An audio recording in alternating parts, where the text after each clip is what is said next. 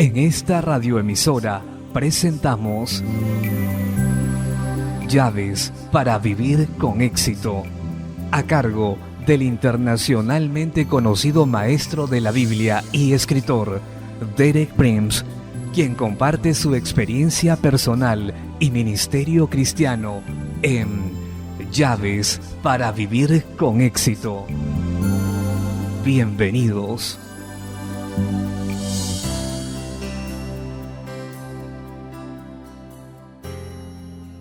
Llaves para vivir con éxito presenta la adoración, cuarta parte. Me alegro de estar nuevamente con usted para continuar con nuestro tema de esta semana, el tema de la adoración. En mi charla de ayer hablé sobre los pasos para adorar.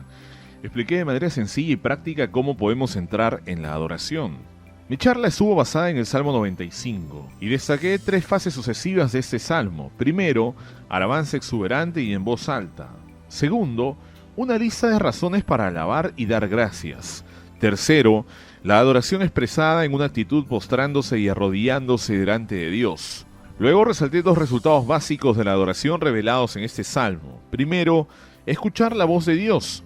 Segundo, entrar en el reposo de Dios. Finalmente destaqué los resultados del fracaso de los israelitas al no seguir este camino a la adoración. Hubo 4 resultados. Se endurecieron sus corazones, no oyeron la voz de Dios, provocaron a Dios a la ira, no entraron en el reposo asignado para ellos. Yo creo que todas estas cosas son advertidas para nosotros, y si no seguimos el camino señalado para la adoración. En mi charla de hoy ilustraré los pasos en la adoración con otro pasaje diferente, pero no menos vivido de las Escrituras. Tomaré esa ilustración del tabernáculo de Moisés.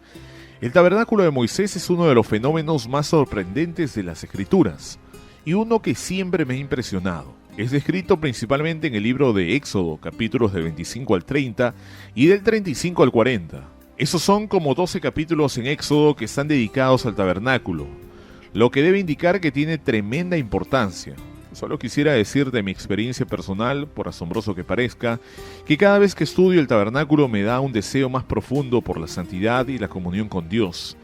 Ese es el resultado que tiene en mí y estoy seguro que ese es uno de los propósitos principales por lo que está presentado en las Escrituras. Por supuesto que en el breve tiempo de mi charla de hoy no puedo entrar en mucho detalle, solo quiero establecer algunos principios muy simples y básicos del tabernáculo. Tenía 3 secciones principales: el atrio, el lugar santo detrás del primer velo o cortina y el lugar santísimo detrás del segundo velo o cortina.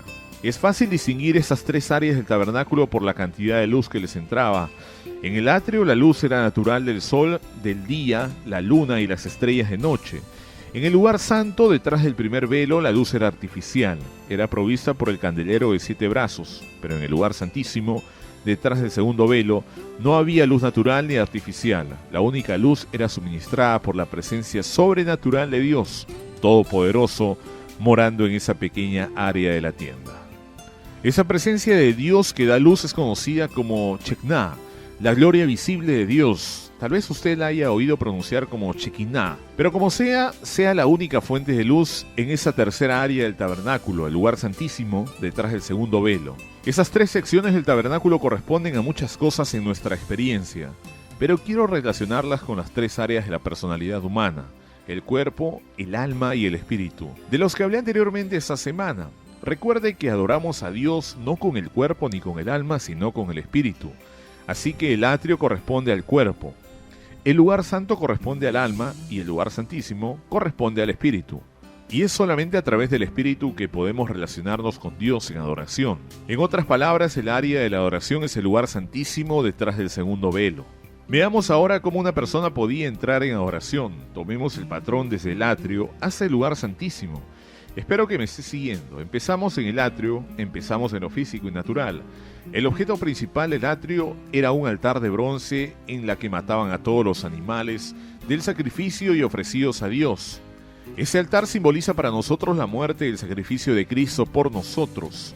Hablo de la sangre que Él derramó para que fuéramos redimidos y reconciliados con Dios. Ese es el comienzo. No podemos pasar por alto la cruz. Tenemos que empezar en la cruz y solo cuando recibimos los beneficios del sacrificio de Jesús por nosotros, los beneficios de su sangre, podremos seguir en este proceso a la adoración. El primer velo, creo yo, que simboliza la resurrección de Cristo. Cuando pasamos ese velo, entramos en un área que ha sido abierta para nosotros. Por la resurrección de Jesús, simboliza en cierto sentido nuestra identificación con Cristo en resurrección.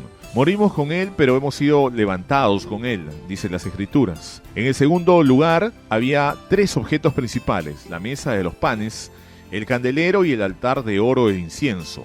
Eso es en el lugar santo. Estos objetos simbolizan funciones correspondientes del alma. El pan representa la voluntad. El candelero representa el intelecto. El altar del incienso representa las emociones. No trataré de dar razones para explicar esa simbología, pero verá que lo que sucede en el área del alma en el lugar santo es que 3 cosas tienen que estar en línea con los requisitos de Dios. Primero, nuestra voluntad debe entregarse a Dios. La voluntad es como esa mesa de pan de la proposición, puesta en la presencia de Dios cada día. Cada día debe ser fresco, debía ser específicamente ordenado y cada día nuestra voluntad debe cederse nuevamente a Dios. Y le damos el derecho de inspeccionar nuestra voluntad, ver que todas las áreas de la voluntad están en línea con sus requisitos. El candelero, que era iluminado con el aceite de oliva, simboliza el interior iluminado por el Espíritu Santo. Y luego el altar de oro del incienso que estaba enfrente del segundo velo simbolizan las emociones. Algunas personas le temen a las emociones en la religión. En realidad eso no es muy lógico, porque las emociones son una parte esencial en el hombre. Es posible dejar que las emociones estén fuera del control y en desorden, pero ese patrón que seguimos nos da una muestra de cómo controlar nuestras emociones. Primero la voluntad, luego el intelecto y por último las emociones. Pero sin las emociones no podemos movernos a través del segundo velo, porque era con el incienso de ese altar de oro que el sumo sacerdote tenía que pasar por el segundo velo. Vemos aquí un tipo de progreso en el alma. La voluntad debe cederse a Dios, el intelecto debe ser iluminado y las emociones son encendidas con fuego y con amor y adoración ardiente y apasionado para pasar por ese segundo velo. El segundo velo, creo yo, simboliza la ascensión de Cristo. Así como al pasar el segundo velo nos identificamos con Cristo en su ascensión, no solo resucitamos en Él. Las Escrituras dicen que hemos sido levantados a morar con Él a lugares celestiales. El primer velo simboliza la resurrección de los muertos. El segundo velo simboliza la ascensión que nos lleva a lugares celestiales y nos sienta en el trono con Dios. Dije antes que en el lugar santísimo no había luz, excepto la presencia visible y manifiesta de Dios. Es ahí donde se lleva a cabo la adoración. No necesitamos ninguna fuente de iluminación cuando estamos en la presencia de Dios. Es una relación directa de persona a persona, espíritu a espíritu con Dios. El arca representa, como en el resto de las Escrituras, la presencia de Dios. En el arca había 2 querubines, 2 criaturas celestiales de oro martillado, arrodillados a cada extremo del arca con sus rostros, viéndose el uno al otro y hacia abajo. Sus alas extendidas se tocaban en las puntas sobre el centro del arca, sobre el propiciatorio. Los querubines representan 2 cosas que siempre he dicho van juntas: la comunión cara a cara, viéndose directamente el uno al otro, y la adoración arrodillados, sus alas extendidas sobre ellos cubriéndose de la presencia inmediata de Dios, pero en una actitud de adoración. Así que aquí tenemos la presencia radiante de Dios, el arca que es símbolo de su presencia y los querubines que simbolizan la adoración y la comunión. ¿Qué había dentro del arca? Habían 3 cosas. Primero, el plato del maná. Segundo, la vara de Aarón. Y tercero, las 2 tablas de piedra. Lo diré brevemente, lo que creo que estas cosas simbolizan. El maná representa la comunión alimentándose de Dios. La vara de Aarón que brotó representa el testimonio y la revelación sobrenatural y también la autoridad. La vara siempre es un símbolo de autoridad y las 2 tablas de piedra simbolizan la ley eterna de justicia de Dios, impresa en nuestra conciencia. Ahí tenemos lo que yo llamaría el producto final de entrar en el lugar santísimo, el producto final de la adoración, la comunión, alimentarse de Dios, testimonios y revelación que imparten autoridad y la ley externa de la justicia de Dios impresa en nuestra conciencia. Ese es el final del progreso a la adoración. Empezamos en el atrio con el altar de bronce que simboliza la muerte de Cristo. Pasamos el primer velo y entramos en el área de resurrección. Tenemos la voluntad, el intelecto y las emociones, y cuando esas cosas están en línea con los requisitos de Dios, pasamos por el segundo velo que simboliza la ascensión inmediata de Dios y entramos en adoración.